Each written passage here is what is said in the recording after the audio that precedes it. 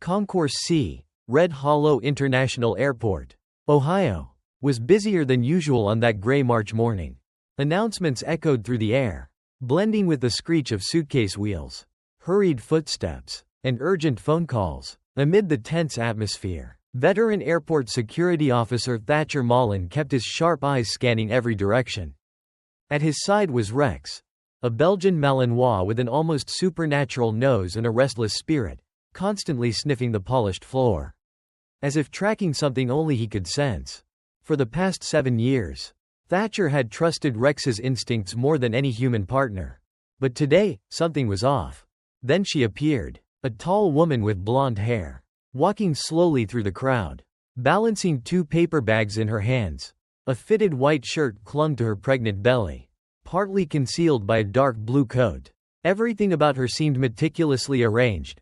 Oversized sunglasses, far too dark for indoor lighting, simple flat shoes, clearly chosen for comfort, and her face, unnervingly calm for a place filled with departures and goodbyes. Her name was Jane Ashford. And the moment Rex saw her, everything changed. He froze, then growled, then barked, loud, firm, relentless, not with aggression, but as a warning. Thatcher tightened the leash, trying to keep Rex calm. But the dog's back was arched, muscles taut like drawn wire, fur standing on end. He had never reacted like this to a pregnant woman. Never. Jane didn't flinch. She didn't stop. But behind those thick black sunglasses, her eyes locked onto Rex's gaze.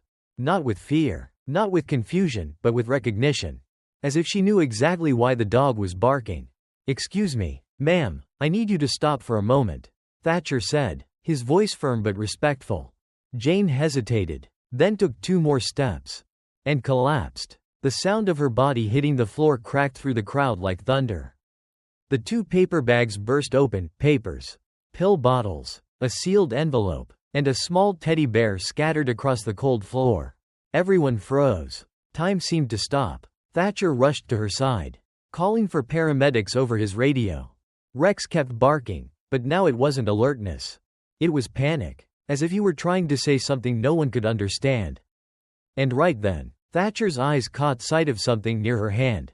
A crumpled, stained envelope. On it, only one word was written, in a trembling hand. "Sorry." Not a goodbye, but a warning. And in the same instant that the sound of approaching sirens began to echo from afar, Thatcher knew, this woman, and whatever she had brought with her, was never meant to reach this airport. But now, it was too late. The ambulance arrived within minutes. But to Thatcher, those minutes stretched like hours. Jane lay motionless on the stretcher, her face pale, her breathing shallow, like it might vanish altogether amidst the chaos of running footsteps and screaming sirens. Sweat beaded at her temple, slowly tracing down her cheek, as if it were the final remnant of a fading memory. And Rex, he had finally stopped barking. But instead, he sat right beside her, ears drooping, eyes locked onto her face, as if guarding something only he could understand. One of the medics gently lifted Jane's wrist to check her pulse. But Thatcher's eyes didn't leave her left hand, where she gripped a worn silver chain. Not just any chain, a military dog tag, scratched, rusted, and engraved with a name Thatcher had buried deep in his mind for over 2 decades. Hollis R. The name struck Thatcher's chest like a punch he never saw coming. Memories came rushing in, scorching desert heat, gunfire, the metallic tang of blood swirling in the wind of Kandahar. Hollis wasn't just a soldier. He was the only person Thatcher had ever called brother. And that dog tag, according to every report, was supposed to be buried with him. So why was it now clutched in the hand of a woman Thatcher had never met? Jane Ashford? Jane Ashford, one of the paramedics read from her ID, clipping the name into her medical chart as they prepared to load her into the ambulance. Thatcher stood frozen. The envelope, the necklace, the name, nothing added up. Then, slowly, he bent down, picked up the envelope that had fallen from Jane's bag, and tucked it into the inside pocket of his jacket.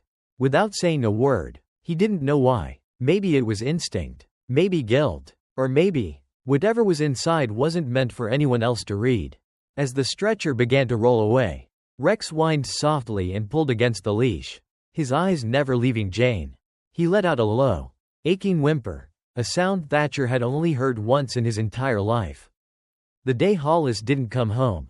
In the quiet break room, beneath the pale glow of fluorescent lights, cold and faded like the eyes of the past, Thatcher sat motionless, staring at the crumpled envelope.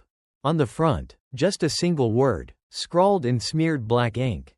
Sorry. But it was the writing inside that made his hand tremble as he slowly unfolded the letter. Hollis's handwriting, unmistakable, the same hurried block letters he used on the back of maps, or on scraps of paper tucked into helmets. Always before a mission, the kind of handwriting only appears when a soldier feels he may never get another chance to speak. If you're reading this, it means I broke my promise. Thatcher read the first line. Then again, more slowly. Some ghosts don't come to haunt. They come to guide. He gripped the paper tighter. His chest tightened. This wasn't a goodbye. It was a confession. Hollis spoke of a woman, Lena, a civilian interpreter during their final deployment to Kandahar. A woman who never appeared in any file.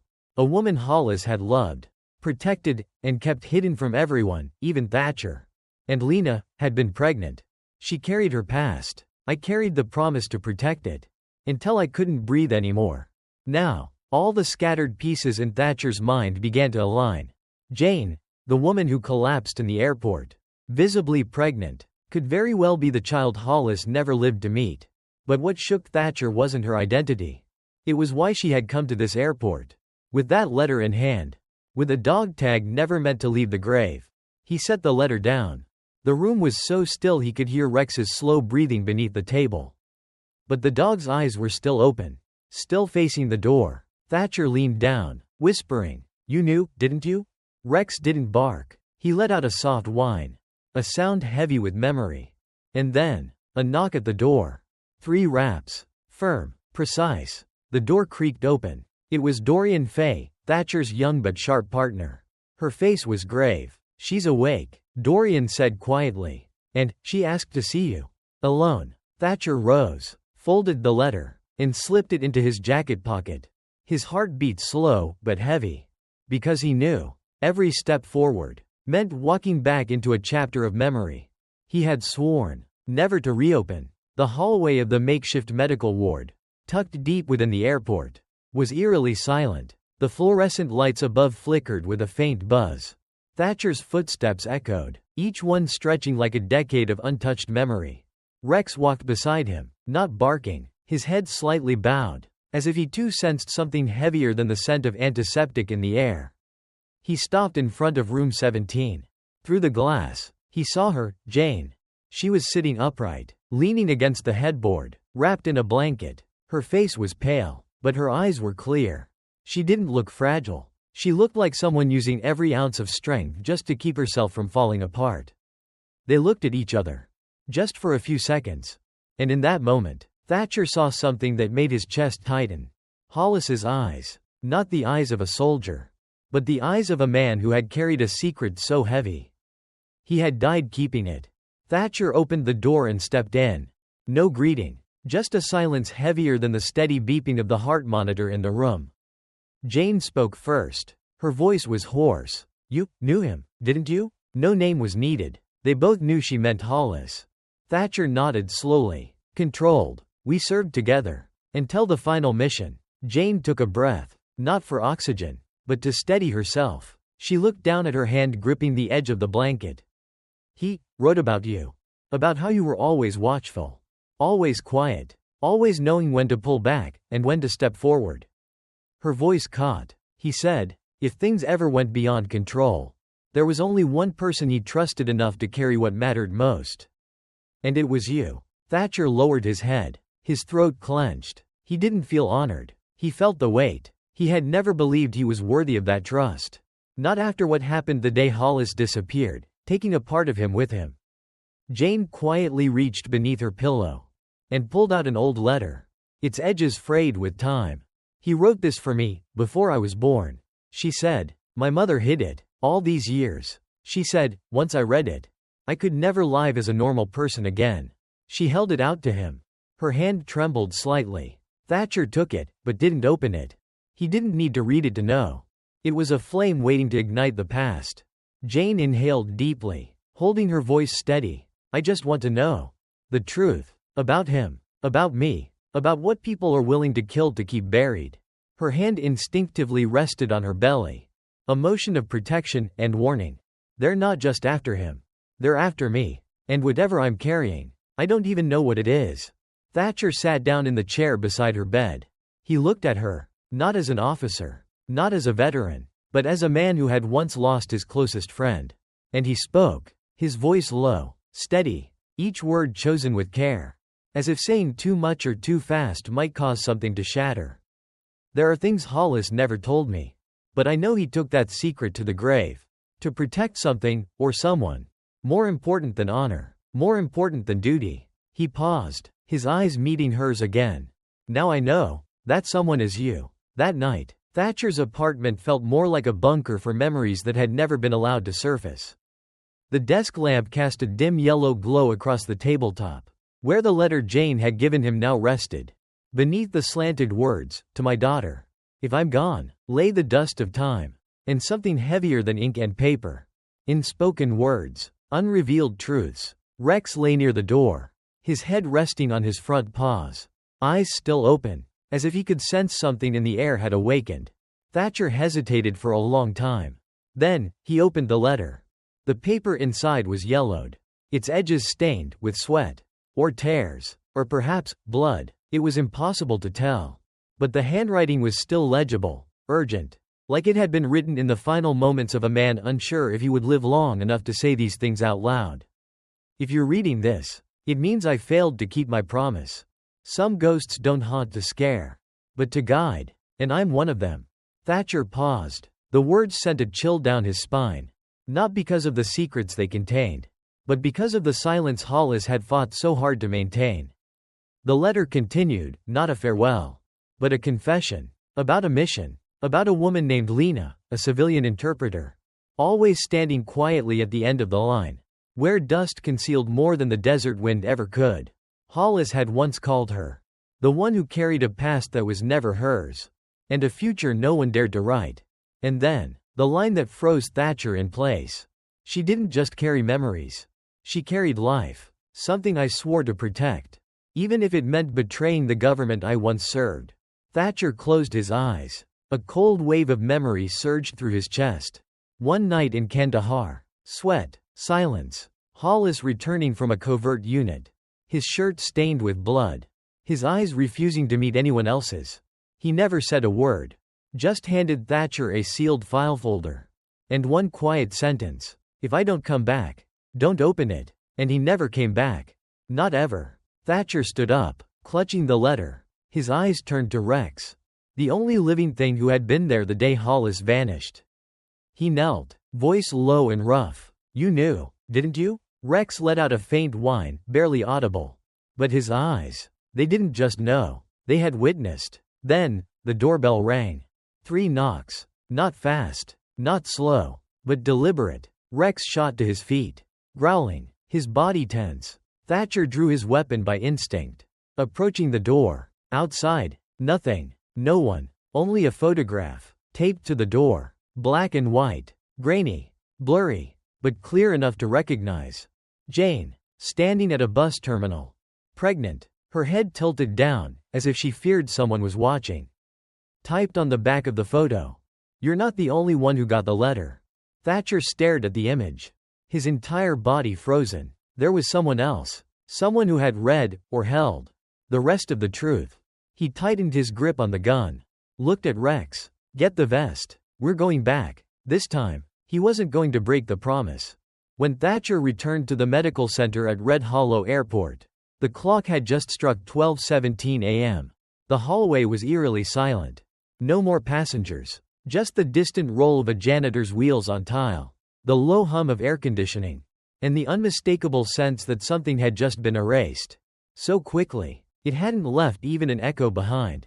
Rex walked ahead, nose close to the floor. His body coiled like a drawn bow. No one had to say a word, Thatcher knew. He was following Jane's scent. And that scent was fading. Room 112's door was still ajar. Something that never happened. Security always locked the treatment area after hours. But tonight, there was no one at the desk. No guards. Only the absence, and it screamed that something urgent and wrong had occurred. Thatcher swiped his ID and pushed the door open. The room was empty. The blanket was neatly folded on a chair. A glass of water, untouched. The hospital gown, hanging. Perfectly arranged. On the door hook. No sign of struggle. No blood. No Jane. Rex let out a low hiss. Thatcher turned. The dog stood rigid in front of the vent in the corner. Fur bristling. Nostrils flaring sharply. Someone's been here, Thatcher whispered. Then his phone buzzed. No caller ID. Just a strange string of numbers. He picked up. Said nothing. 3 seconds of silence. Then, a man's voice. Distorted through voice masking software. Came through. Slow. Calm. No trembling. No urgency. She's safer not being near you. Officer Malun. You failed to protect her father. Don't make the same mistake with his daughter. Click. The line went dead. Thatcher stood there, phone stilled to his ear. His grip tightening until the casing cracked beneath his fingers. They knew. Not just about Jane. Not just about Hollis. But about him. Within the hour, Thatcher was inside the airport's internal security surveillance center. He didn't wait for authorization. He didn't file a request. He just broke in. Alone. He scrubbed through the hallway camera footage near room 112. 2346. 2 men in medical scrubs entered the restricted wing. Pushing a gurney. They looked like after-hours EMTs. But there were no records. No check-ins. No verbal confirmations. Jane, unconscious. Strapped to the gurney. No resistance. Just a single nod from the men. And the night shift nurse didn't question a thing. 90 seconds later, they vanished from view. No one noticed. Thatcher rewound the footage. Zoomed in on the logo printed on one of their medical bags. The letters were almost rubbed off. But just legible enough. Ryan. Thatcher froze. His whole body locked in place. Ryan. A name he thought had been buried forever. A Black Ops entity listed officially as non-existent. An off-books faction used by governments that would never admit to knowing them. He remembered Hollis's warning. The last night in Kandahar. Ryan doesn't bring people back. They erase them. Thatcher leaned against the console. Rage burning like a knife behind his ribs. Rex whimpered softly. Thatcher crouched down, gripping the dog's harness. They didn't take her because of the truth. They took her because she is the truth. This time, he didn't call his superiors. Didn't seek permission. He opened a drawer, pulled out a burner phone. The kind he swore he'd never use again. Unless every legal door had slammed shut. He dialed an old number. 2 rings. A woman answered. I thought I'd never hear your voice again. Malun. I need you. Risk level? Maximum. 1 person. 1 life. Needs extraction, now. She didn't ask another question. Just said. Send coordinates. I'll bring the silence. He hung up. Turned to Rex. Ready for one last time? Rex didn't bark. He simply gave a small, steady nod. It was time. Not to run from the past. But to track it to the very end. That night, Red Hollow was colder than usual. Thatcher parked beneath an old overpass. About 3 kilometers southwest of the city.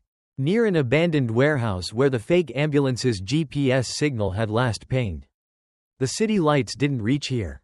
Only darkness remained. Stillness. And a promise yet to be kept. Rex sat still in the backseat. Wearing a thin bulletproof vest. Eyes wide open. Ears alert. No training needed. Just will. 3:08 a.m. An unmarked SUV rolled in silently. A woman stepped out first, tall. Solid. Dressed like a ghost of the battlefield. Tactical vest. Eyes hidden behind infrared lenses.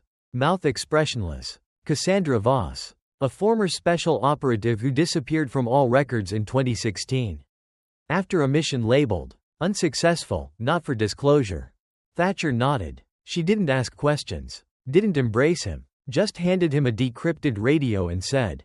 Rear entrance. 3 men. 1 smokes every 18 minutes by the generator. We move when he lights up.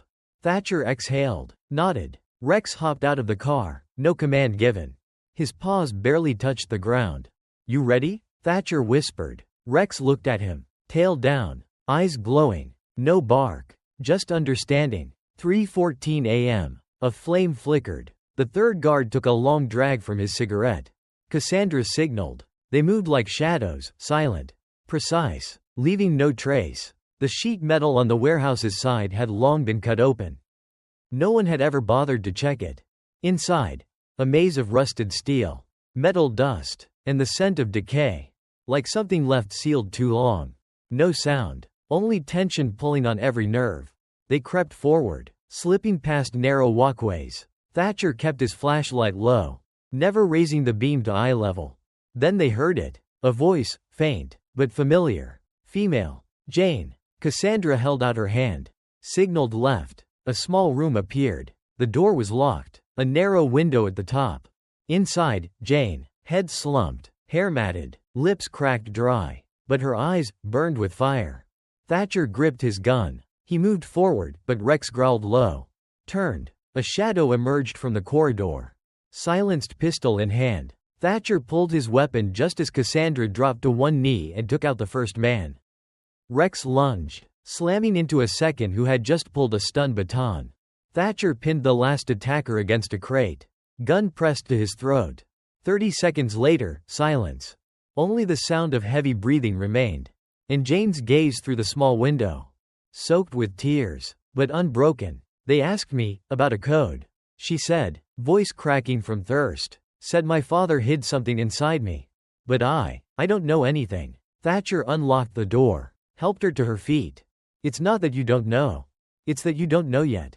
All three, with Rex, slipped out the way they came. But just before crossing the final steel door, Cassandra stopped. A small screen had just flickered on. A hidden camera. They had been seen, far away, in a cold room lit by glowing monitors. A silver-haired woman leaned back in her chair. Eyes unblinking. She's awake, she whispered, voice sharp as a razor's edge. Beside her, a man in the shadows gave a slow nod. She smiled. Let them run. The game has only just begun. The motel room sat on the edge of a highway. A place for people like Jane and Thatcher not to rest, but to catch a breath between pursuits. Rain tapped against the window like it was knocking on the past. Each drop, a guilt still unpaid. Jane sat at the edge of the bed, a blanket wrapped over her shoulders. In her hand, she clutched Hollis's dog tag. That cold sliver of metal carrying a name long turned to ash, but never erased from America's shadows. At her feet, Rex lay curled, eyes half open, exhausted from the raid, but guarding each of Jane's breaths with the instinct of something more than a dog. A soldier. Thatcher stood by the window, hands in his pockets, eyes tracking the reflection of streetlights in the glass. Cassandra slept like any seasoned operative. In a chair, one eye half watching, a hand resting on the pistol beneath her coat. No one spoke, not for a long time. Until Jane whispered, I don't remember my mother ever saying anything about him. Thatcher turned. Jane continued, her voice low, like wind hissing through a crack in the window. She kept everything hidden. Photos, letters. There was this wooden box, broken hinge. I was never allowed to touch it. She called it. A sorrow kept locked. Thatcher stepped closer. His voice dropped. That box, is it still there? Jane nodded faintly. In my apartment. They tore the place apart. But I'm sure the old piano in the living room is still intact. No one thinks it can play a note. She gave a dry, bitter laugh. My mom always made everything sound off-key.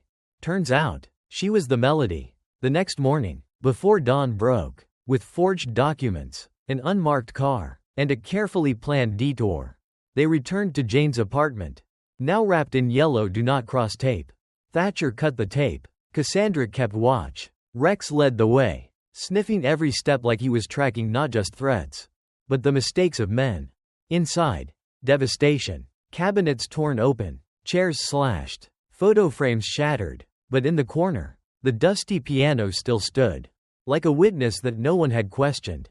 Jane stepped forward, lifted the lid. Beneath the weathered wood sat a small mahogany box. Its broken clasp had been replaced by a carefully twisted strand of copper wire.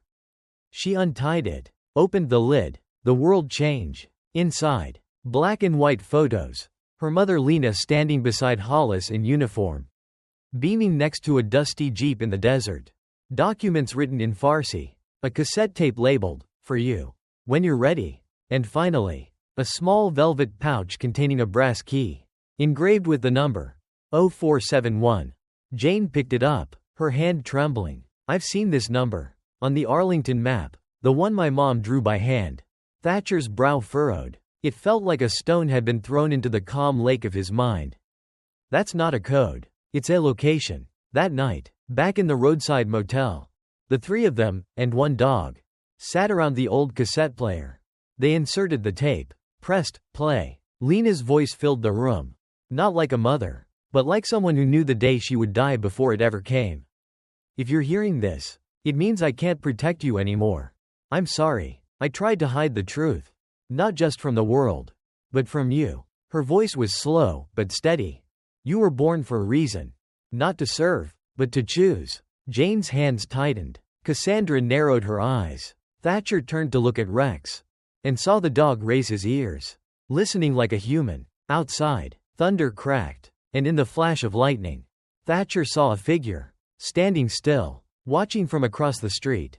He jumped to his feet. They've found us. Cassandra reached for her gun. Rex growled, not in fear, but as if he had received an order. Without it needing to be spoken, Jane whispered, turns out, it wasn't the box that hid the secret. It was me. They left the motel in under 3 minutes.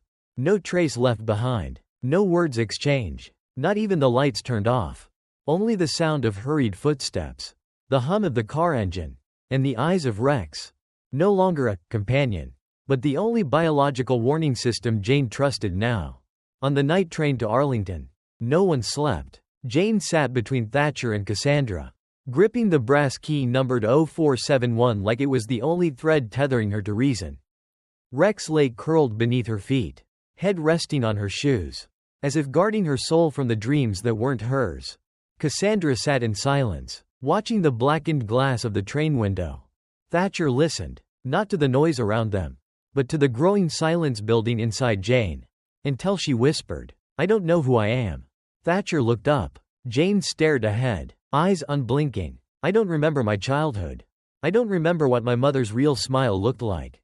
All I recall are moments that don't belong to me.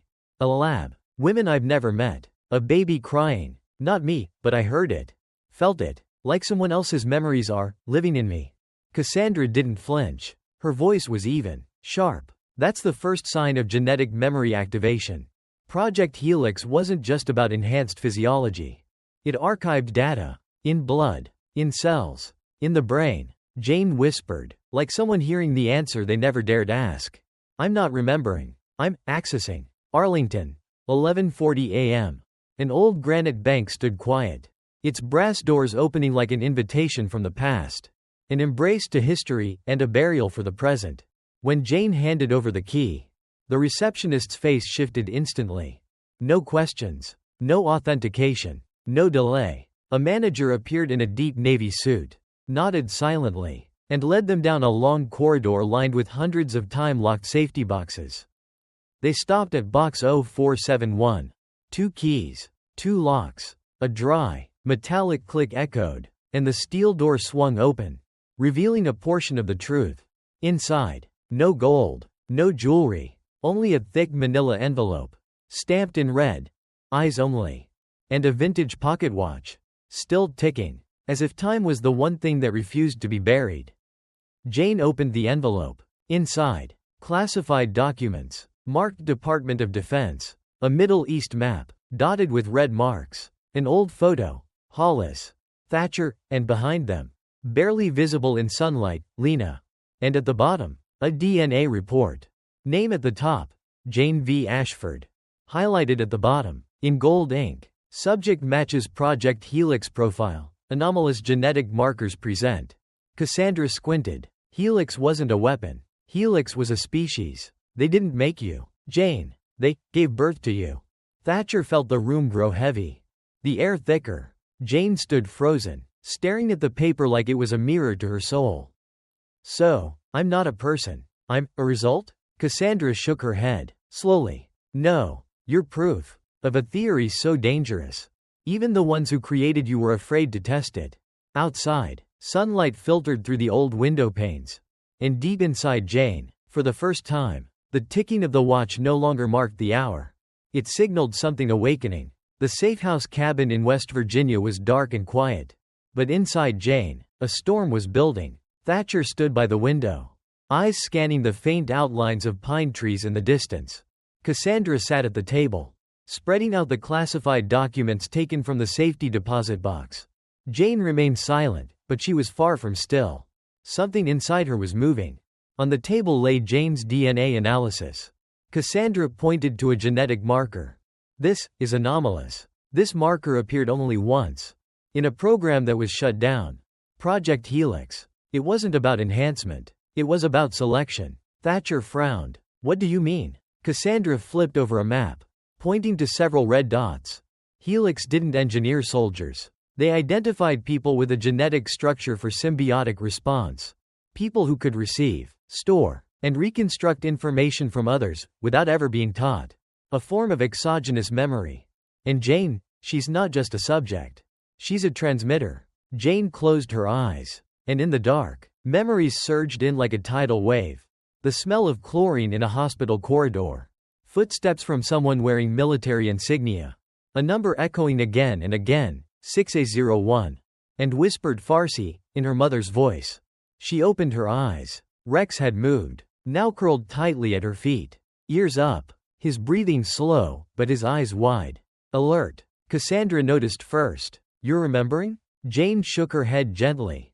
No, I'm seeing things I've never lived. A white room, children, and a voice calling out. I don't know where it's coming from, but I know this. I'm not the only one. Rex growled, softly. Cassandra's isolated laptop on the table, not connected to anything, began to blink. A single line appeared across the screen. Helix Protocol, PHASE-2 activated. No one touched it. No one had connected to the network. Cassandra shot up. It's transmitting. From inside Jane, Thatcher's hand clenched into a fist. A line from Hollis's letter echoed in his mind. If she starts to change, don't stop it. Don't be afraid, but never leave her alone. Jane stood. Her eyes gazed out the cabin window. Into the distance, as if someone was calling her. Rex no longer growled. He quietly stepped beside her. Eyes locked on the same horizon. Cassandra's voice was low, but clear. They've been waiting for this signal for 2 decades. And now, they all know. She's awakened. Jane turned. Her voice didn't shake. There was no fear. Only truth. I'm not running anymore. Now I'm going to find the others like me. And they won't be alone. The sun had not yet risen. The air inside the abandoned ranger station was cold and heavy, as if the forest itself was holding its breath to listen. Jane sat cross-legged on the floor. In front of her lay a map of the United States, and an open laptop connected to a decrypted hard drive that Cassandra had just cracked. On the screen, 5 red dots pulsed. No names, no addresses, just signals. Faint, but alive. Cassandra tapped the keyboard, the screen's glow reflecting in her eyes. Each red dot represents a DNA signal with a frequency matched to Jane. They call it autonomous neural resonance synchronization. Thatcher furrowed his brow. So, she's sensing them? Jane nodded gently. Not just sensing. I can hear them. Dream about them. A boy running through snowy woods. A girl in a concrete corridor. It's not clear, but it's real. And they're afraid. Rex whined softly, stepping closer to Jane's side. Cassandra glanced back at the screen. We've located the closest point. Oregon. Codename 6A02. Kane Ward. If Jane is 6A01, then Kane is the next in the sequence. I pulled data from a buried source. He's living in Silver Pines, a town on the edge of the winter forest. Thatcher nodded. The farther from population centers, the easier it is to keep someone hidden. They're holding him somewhere no one's watching. Jane stared at the blinking dot. She didn't say, we should go. She simply said, I have to go. I don't know why, but if I don't, he'll be erased. Cassandra stood, throwing on a heavy thermal jacket. I'll handle transportation and a satellite blind route. No GPS. No fuel stations. No credit cards. This trip never happened. Got it? Jane nodded. Her eyes never left the red dot. Thatcher looked at Rex. The dog watched Jane, as if he already knew what lay ahead. Thatcher exhaled. If you're right, then this isn't a rescue anymore. It's a gathering. Outside the cabin, snow had begun to fall, soft, quiet. Cassandra's armored SUV eased off the main road. carrying a woman who was awakening, and a dog who had never been wrong. There were still 3 more signals on the map, and Jane had only just begun to connect. Snow was falling heavily as Cassandra's armored SUV moved silently along the edge of Silver Pines, Oregon. The map on the laptop blinked. The signal from Kane Ward, codenamed 6A02, was moving. Jane tightened her seatbelt, eyes locked on the screen. He's not running away. He's running toward me. Thatcher glanced at her in the rearview mirror, his voice serious. You're sure? She didn't answer, but Rex growled softly. Not a warning, but a response. Meanwhile, deep in the forest outside town, Kane Ward was running. Each step plunged into deep snow. His chest burned. His ears rang with a voice calling his name, but not in words. 3 figures in black chased behind him, wordless, weapons drawn. Not a pursuit, a capture. Kane tripped near the edge of a frozen creek. The lead figure spoke. Subject 6A02. Stop. Do not resist. Kane didn't know how he knew, but if they caught him, he wouldn't be himself anymore. He closed his eyes, braced for the worst. And then, Rex appeared. Bursting from the tree line, the dog launched like an arrow, taking down the nearest soldier. The ice beneath him shattered. Gunfire cracked through the woods. Kane opened his eyes, and saw Jane running toward him, eyes blazing beneath falling snow. I'm here. No one told him who she was. But Kane knew, like a melody he'd never been taught, but had always known by heart. In the chaos, Thatcher and Cassandra moved in from either side. The final soldier fell beneath a precise strike. Rex growled, placing himself in front of Kane like a silent wall. When the shots stopped, only the sound of breathing remained. Raw and ragged, Kane looked at Jane, eyes wide in disbelief. I've seen you. In dreams. In mirrors. In everything. I thought I was going crazy. Jane sat beside him. You're not crazy. You're waking up. That night, they returned to the cabin. Kane sat near the fire, hands still trembling from cold and shock. Before him, a worn folder he had hidden in his backpack. A dossier marked 6A02 Kane Ward. Cassandra compared it with the Helix data. It matched completely. Jane placed a hand on Kane's shoulder. We're part of the same sequence. They didn't just create us. They connected us. Kane whispered. If that's true, what about the others? Cassandra pulled the laptop closer. On the screen, 3 remaining red dots pulsed across the map. They're still out there. Some may be awakening. Some may already be hunted. We have to find them. Before Rayon does. Thatcher nodded. The wind outside howled through the forest. Jane clenched the pocket watch in her palm. The ticking echoed. Steady. Relentless. Haunting. Kane is the second. There are 3 more. And we don't have much time. The mountain cabin in New Hampshire remained quiet in the dark. Only the faint glow from the laptop screen lit up Jane's face as she stared at the map. 3 red dots remained in place. But one of them had started to blink. No movement. No disconnection. Just a flicker, like a cry for help. Cassandra approached, brow furrowed. 3rd signal. Codename. 6A03. Location. The Colorado Mountains. Near an old military reserve. Thatcher exhaled, eyes fixed on the screen. They're trying to tell us something. Or, they're being held. Kane stood, voice still rough. I can feel it. He's afraid. Jane looked at Kane, her gaze certain. Not he. She. They left the cabin at dawn. Rex sat in the backseat, head resting on Jane's lap like a silent sentinel. The journey to Colorado lasted 11 hours. Through forest, across plains, slipping past checkpoints disguised as forestry operations. Cassandra drove. Thatcher coordinated encrypted updates via a private channel. Kane leaned closer to Jane and whispered. I think I saw her in a dream. Black hair, a white brick wall, blood, and a whisper. I don't want to wake up. Jane nodded slightly. Not everyone is ready. Some were programmed to resist. They approached the designated area at twilight. Cassandra lowered the window, staring at the dense tree line ahead. This isn't a reserve. It's an old government testing ground. A beep rang from the thermal scanner on the dashboard. Thatcher frowned. We've got movement, 200 meters out, but the body temperature is abnormally low. They exited the vehicle. Rex led the way, not running, not searching, but as if he was reuniting with his own kind. In the long shadows of the pine forest. They found her. A girl. About 17. Eyes closed. Murmuring in sleep. "Don't wake me, please." Jane knelt beside her, hand gently touching her forehead. Instantly, like a silent current between two minds, Jane saw it all.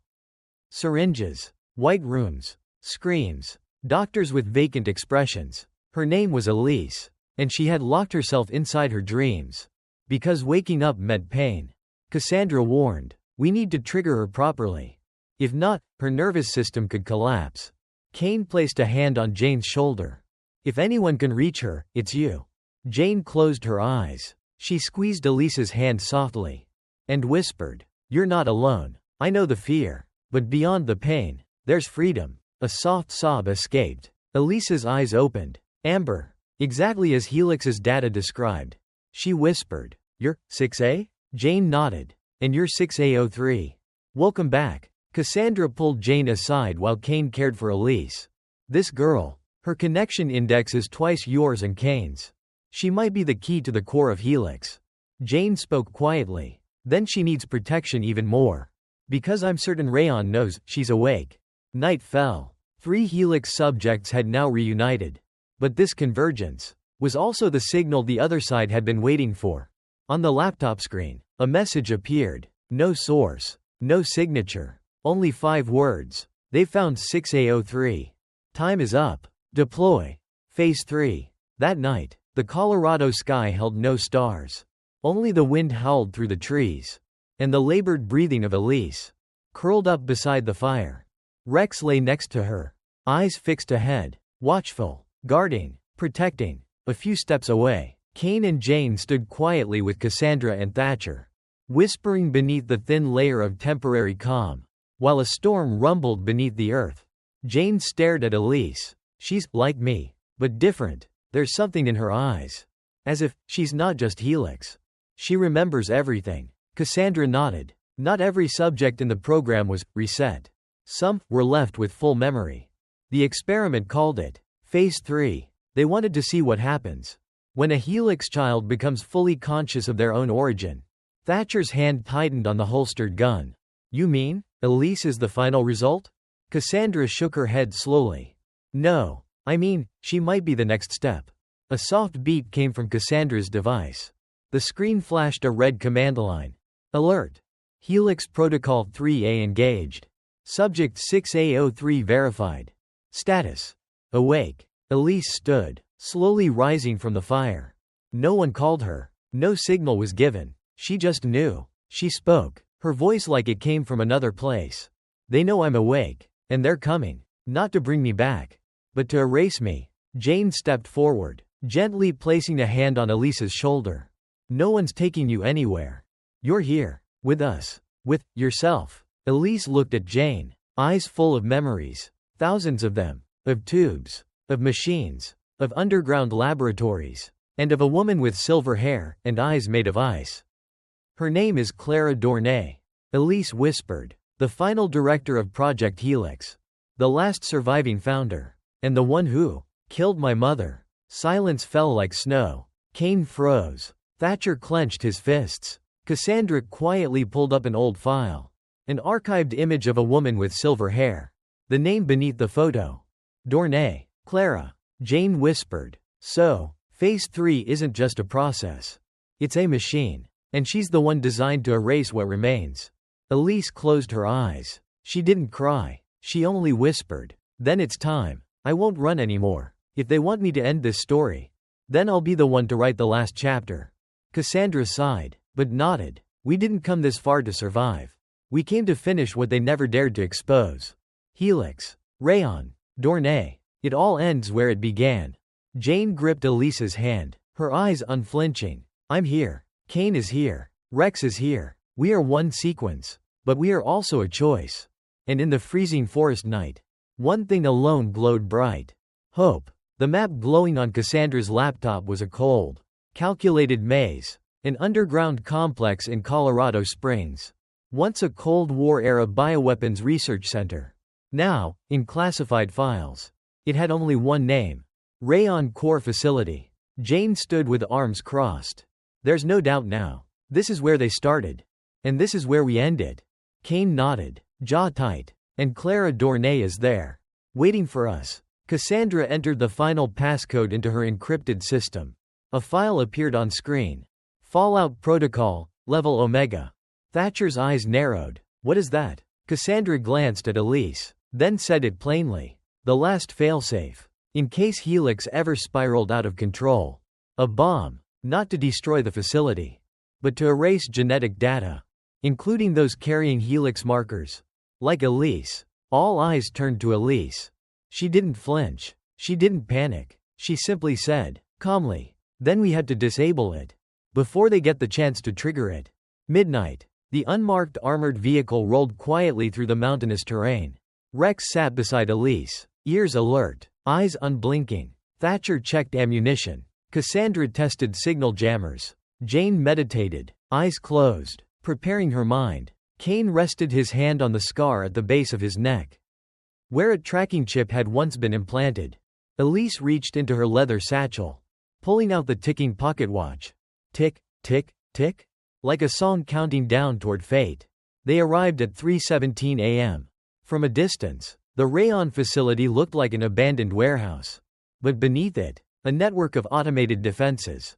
Layers of biometric security, fingerprint, retina, genetic key codes, and the most dangerous of all, failed Helix clones. The discarded experiments. The plan was clear. Cassandra and Thatcher. Breach from the west. Take down central control. Jane and Kane. Infiltrate the biotech sector. Wipe the data and disable tracking chips. Elise and Rex. Head straight into the Rayon core, where Clara Dornay was waiting. 4:03 a.m. The first alarm echoed, but it didn't detect intruders. It recognized something far worse. Helix was coming home. Elise entered the central atrium, eyes glowing like liquid metal. Rex by her side, awakened and ready. The steel doors slid open. Clara Dornay stood in the sterile blue light of the core chamber. Silver hair tied back, holding a biometric command staff.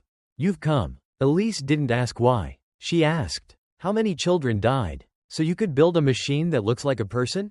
Clara smiled, the kind of smile reserved for those who believe they are gods. They didn't die. They were guided. And you are my greatest success.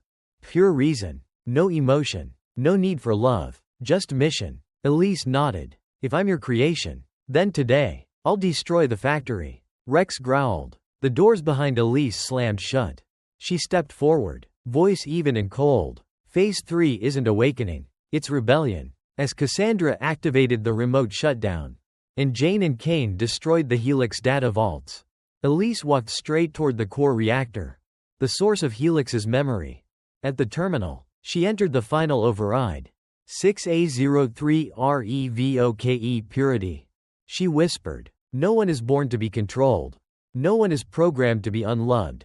Goodbye, Rayon. The ground shook. Clara Dornay screamed. A mechanical arm collapsed. Lights flickered. Elise walked away, and she never looked back. The first morning light after the attack filtered through the eastern pines. Rex lay with his head resting on Elise's leg, breathing evenly, eyes gently shut. No more tension. No more missions. Just a dog, in every true sense of the word. Cassandra sat against the worn wooden railing of the cabin porch, a steaming mug of coffee in hand, eyes gazing into the horizon. They won't come back. Rayon is gone. For good. Thatcher, his shoulder bandaged, stoked the fire. He looked over at Elise, then at Jane and Kane, the three seated around the cabin's wooden table, sorting through the last remaining documents. Not to fight anymore, but to preserve the truth. Elise held the pocket watch in her hand, still ticking, but now it wasn't a warning of danger. It was a reminder. We still have time. Time to live. Time to choose. Time to forgive, even ourselves. Kane chuckled softly as he saw Elise set the watch on the windowsill, letting sunlight shine through it. You look different, calmer. Elise nodded. Because for the first time, I don't feel like a project. I feel like a person. Jane stood and walked toward the wooden wall of the cabin. She pinned up a new map. There were no red dots. No gene codes. No satellite signals. Just a list of names. Kane Ward. Elise V. Ashford. Jane Rowe. Bishop. now renamed Rex, and 3 others. On their way, Cassandra looked at the map and said, "No more Helix. No more ID numbers. No more control. From now on, everything is by choice." Thatcher poured more coffee for the group. His expression softened. After all those years in the field, he was finally seeing peace. Elise removed her old dog tag necklace. In its place, she looped a new silver tag around Rex's neck. Engraved, not created, chosen. That afternoon, they walked together through the pines. No weapons, no alarms, just the crunch of dry leaves underfoot, and Rex bounding freely in the sunlight. Elise whispered, "The first day of freedom. Feels like a dream." Jane smiled. "This isn't a dream, it's a rebirth." And as the sun set behind the mountains, they were no longer experiments. No longer property of any institution. No longer genetic code or engineered tools. They were a family. A group of people once controlled. Now walking side by side. Not for a mission, but for a shared belief. A future where every choice belongs to them.